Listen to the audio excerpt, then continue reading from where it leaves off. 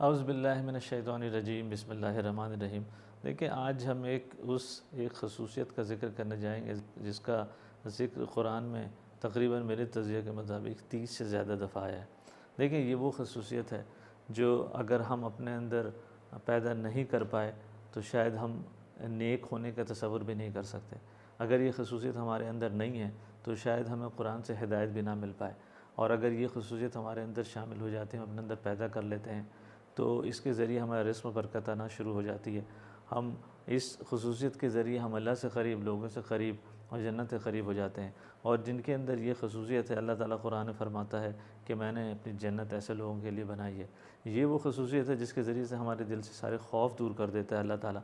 और सबसे बढ़कर ये वो ख़ुसूसियत है जिसके बारे में अल्लाह ताला कहता है कि जब इंसान के मरने का वक्त आता है तो इंसान कहता है कि या अल्लाह, मुझे थोड़ी तो मोहलत दे दे ताकि मैं ये एज़ाज़ हासिल कर लूँ। देखिए, अल्लाह ताला सूरह अल-मुनाफ़िक़ून के आयत नंबर 10 में फ़रमाता है कि मैंने जो माल दिया है उसमें से ख़र्च करो, इससे पहले कि तुम में से किसी को मौत का वक्त आ जाए और वो ये कहे कि या अल्लाह, थोड़ी सी मोहलत दे दे ताकि मैं सदका करके नेक लोगों में शामिल हो जाऊँ। देखिए, अल्लाह ताला सूरह बक़रा की आयत नंबर 3 में फ़रमाता है, हुदल लिल-मुत्तक़ीन अल्लज़ीना युमिनूना बिल-ग़ैब व युक़ीमूनस-सलाता व मिम्मा रज़क़नाहुम युनफ़िक़ून। इसका मफ़हूम ये है कि इस किताब से हिदायत वही लोग हासिल कर सकते हैं जो गैब पे ईमान रखते हैं, नमाज़ क़ायम करते हैं और हमने जो माल दिया है उसमें से ख़र्च करते हैं। सूरह आल इमरान की आयत नंबर 92 में अल्लाह ताला फ़रमाता है, लन तनालुल बिर्रा हत्ता तुनफ़िक़ू मिम्मा तुहिब्बून। तुम नेकी की तरफ हरगिज़ पहुँच नहीं सकते जब तक कि तुम उस चीज़ से ख़र्च ना करने लगो जिससे तुम बहुत मोहब्बत करते हो, यानी अपने माल से। सूरह आल इमरान की आयत नंबर 134 में अल्लाह ताला फ़रमाता है कि मैंने जन्नत ऐसे लोगों के लिए बनाई है जिनमें 3 क्वालिटीज़ हों, और उसमें पहली क्वालिटी जो है वो अल्लाह ताला फ़रमाता है अल्लज़ीना युनफ़िक़ूना फ़िस्सर्राए वद्दर्राए, यानी वो लोग जो तंगदस्ती में और खुशहाली में अपने माल से ख़र्च करते हैं। तंगदस्ती में ख़र्च करने की मसलहत ये है ताकि अल्लाह ताला आपकी तंगदस्ती को खुशहाली में तब्दील कर दे। देखिए, अल्लाह ताला कभी ये नहीं चाहता कि हम अपना सारा माल खर्च करके कंगाल हो जाएं और अपनी ज़िंदगी को मुश्किल बना दें। नहीं, अल्लाह ताला ने बड़ा क्लियरली बता दिया है कि किन चीज़ों पे ख़र्च करना आपकी प्रायोरिटी है और आपकी ज़िम्मेदारी में आता है। हम यहाँ पे ज़कात के अलावा ख़र्च करने की बात कर रहे हैं। ज़कात तो ऑब्लिगेटरी है, जो कि पे करना है। देखिए, अल्लाह ताला सूरह बक़रा की आयत नंबर 215 में फ़रमाता है कि अल्लाह के रसूल, लोग आपसे पूछते हैं कि किस तरह ख़र्च करें, तो उनसे कह दीजिए कि अपने वालिदैन पे ख़र्च करें, अपने रिश्तेदारों पे ख़र्च करें, यतीमों पे ख़र्च करें, मिस्कीनों पे ख़र्च करें और मुसाफिरों पे ख़र्च करें। देखें, अगर हमारे वालिदैन बीमार हैं, बदहाल हैं, परेशानी में हैं और हमारे पास इस्तिताअत है, हमारे पास माल है और हम उनकी परेशानी, बदहाली और बीमारी दूर नहीं कर रहे हैं और अपने पैसे खर्च नहीं कर रहे हैं, तो हम जितने भी जो कुछ भी कर लें, हम नेक नहीं हो सकते। देखिए, हमारे रिश्तेदार अगर बदहाल हैं, मक़रूज़ हैं, परेशान हैं और हम खुशहाल हैं, हमारे पास पैसे हैं और हम उस पैसों को उनकी परेशानी दूर करने के लिए नहीं खर्च कर रहे हैं, तो देखिए, हम आबिद तो हो सकते हैं, ज़ाहिद हो सकते हैं, हम बहुत उम्रे और हज कर सकते हैं, लेकिन शायद हम नेक ना बन सकें। देखिए, ये माल खर्च करने की क्वालिटी जो है ना, ये नेकी के दरवाज़े को खोलती है। ये हमारे दिलों से बुख़्ल, हिर्स और माल की दौलत की लालच को ख़त्म करती है। अल्लाह ताला फ़रमाता है कि जो लोग माल जमा करते हैं और गिनते हैं, उनके लिए बड़ी तबाही है।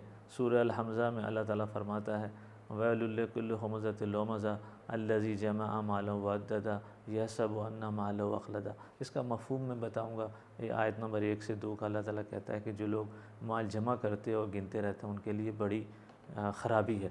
देखिए, मैंने वालिदैन का ज़िक्र किया, इस पे मुझे एक हदीस याद आ रही है। इब्न माजा की एक हदीस है कि एक दफ़ा एक शख़्स आया हुज़ूर सल्लल्लाहु अलैहि वसल्लम के पास। उसने कहा, हुज़ूर, मेरे वालिद साहब मुझसे पैसे मांगते रहते हैं, हालांकि बुढ़ापे की उम्र है उनके तो पैसों की ज़रूरत नहीं है। तो हुज़ूर सल्लल्लाहु अलैहि वसल्लम ने कहा, अच्छा, अपने वालिद साहब को बुलाओ।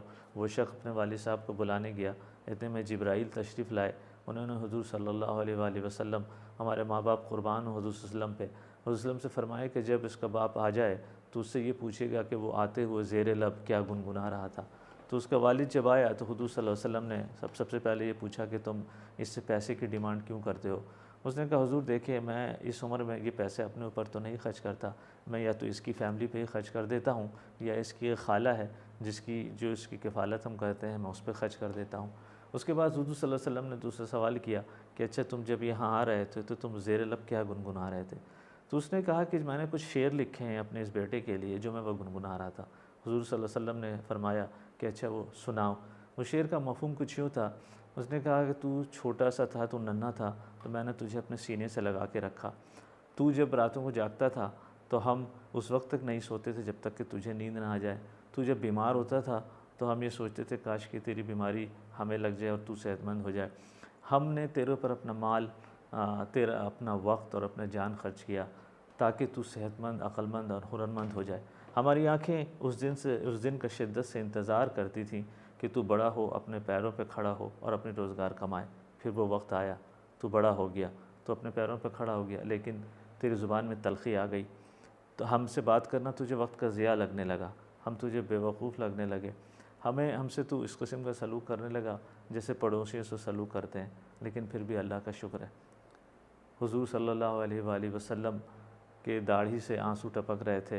हुज़ूर सल्लल्लाहु अलैहि वसल्लम की नज़रें उस बूढ़े बाप के चेहरे पे जमी हुई थी। हुज़ूर सल्लल्लाहु अलैहि वसल्लम ने उस शख्स को झंझोड़ा और कहा, तू और तेरा माल सब तेरे बाप का है। व आखिरु दावाना अनिल हम्दुलिल्लाहि रब्बिल आलमीन।